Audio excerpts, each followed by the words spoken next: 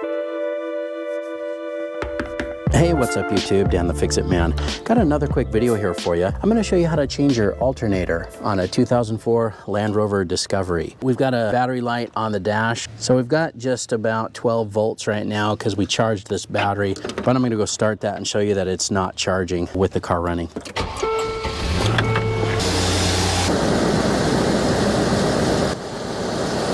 So you can see with the car running, we're not putting a charge into our battery. So we're gonna swap out the alternator and verify that that was our issue afterwards. It's a pretty easy job, and it's kind of nice that the alternator is right here up at the top. The first thing we do, and anytime you're working on an alternator, you can see that big power cable on the back. We need to make sure that we disconnect the battery, or at least the ground. That's just a 13 millimeter.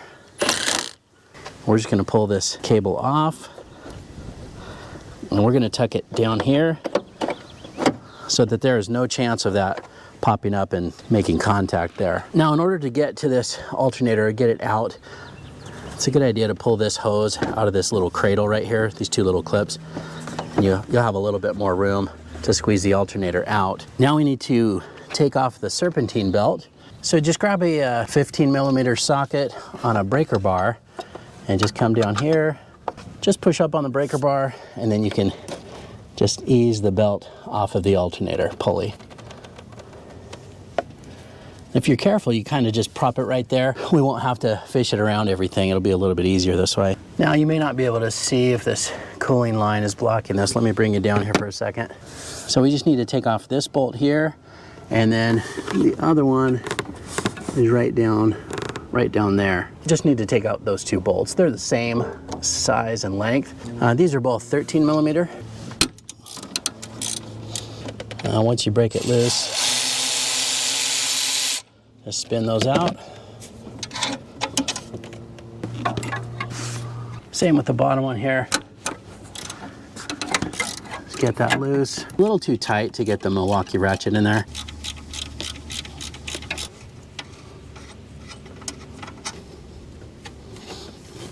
All right. Got it out, dropped it. All right, so I dropped one of the bolts, and I was just gonna come down here, and we've got this cover down here. It looks like this part right here just twists open, and let's just hope we can fish that bolt out. There's your access to your oil filter.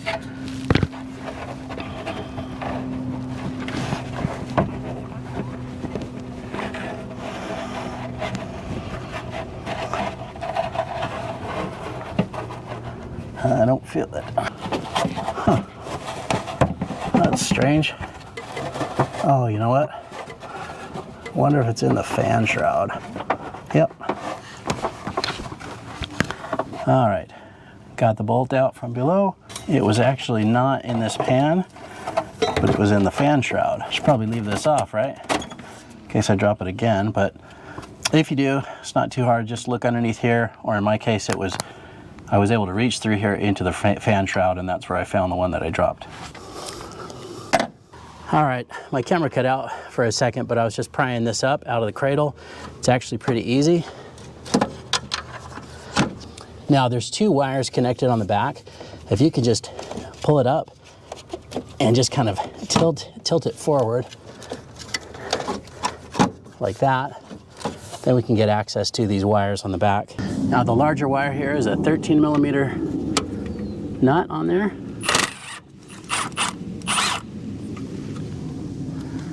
And that's just captive. That stays with the cable. Pull that out of the way. And then this smaller one here is a 10 millimeter.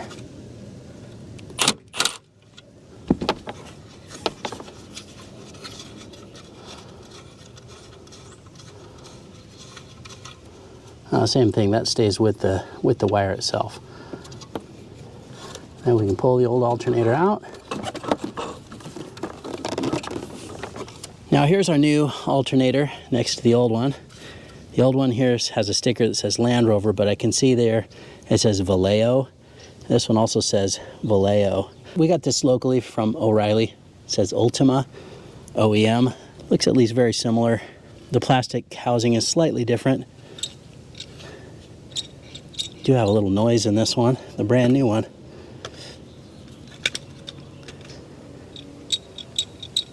It doesn't feel like a bearing issue. It feels fine. I think I'm going to go ahead and put it in. And I think maybe we just got either excessive material there that's just going to wear off. Yeah, it's sitting right there.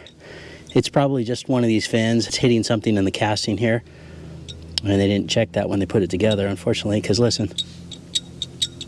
Yeah, well, we're going to put it in. And let's just hope that that noise goes away, or that it's not very significant. Now, before we put the new one in, you see this little bushing here and down below? These are designed to slide so that there's really no play once this is tightened up. This end is threaded, you know, the block end right here. But this part slides, and a lot of times those are so tight we can't get the new alternator installed. So a lot of times I'll just grab a pair of channel locks or something to either pry that open. There we go. Just a little squeeze. Worked on that top one. Let me see if I can get in here as well. Doesn't take much. All right, we'll just put this one right down, get it kind of positioned in that same area. Kind of got to wiggle it down. There we go. Now we're going to put these cables back on. You can see this is also set up. It's got a little nut on there. I'm going to take that off. And let's hope that the thread is the same on the one that's on that cable. Yep, feels like it is.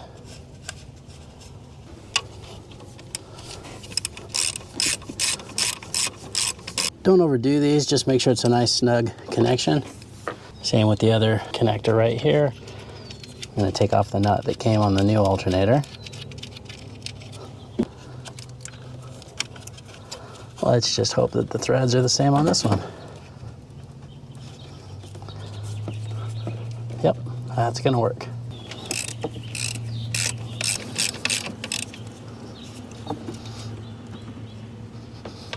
Nice and snug, but not overdone. All right, let's see if we can fit this into that cradle now.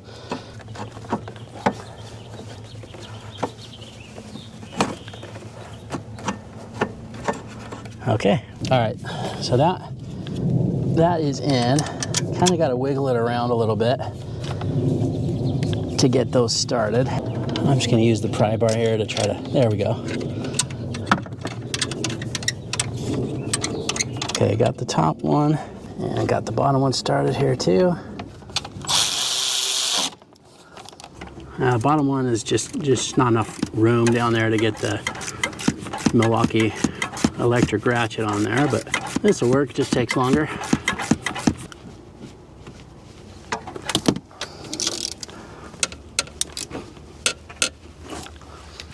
Now, as long as this serpentine belt didn't come off of anything else down below, and we should be able just to push this breaker bar back up and hook it onto the alternator pulley like so. And before you release it, just do a quick visual, make sure that everything is still on. This looks good. And take that breaker bar off. We can snap this back in place. Now I've got the battery on the charger just while I was doing this, just to make sure that we're fully charged before we get it started again. But let's take that off and we can put our negative cable back on.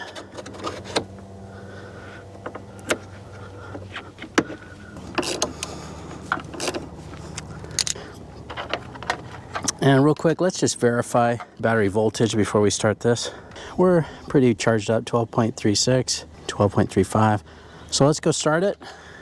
Make sure everything's out of the way here first, and we'll see if that alternator kicks on.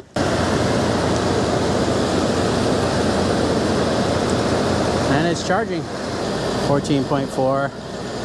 That's charging the way it should. That's awesome. Looks like we're good to go. And you're done. Well, that was it. Pretty easy job. Just try to be careful to not drop those bolts. I hope you liked the video. Please give it a thumbs up and subscribe if you don't mind. That does help me out. I'll get a link in the description where you can pick up some of the parts and tools used in the video as well. Thanks so much for watching, and good luck.